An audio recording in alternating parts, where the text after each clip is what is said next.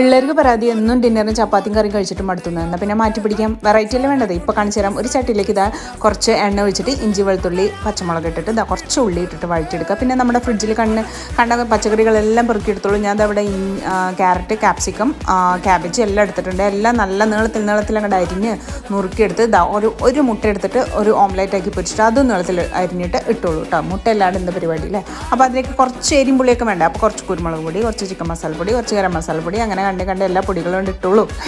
ഒന്നും കുറക്കണ്ട.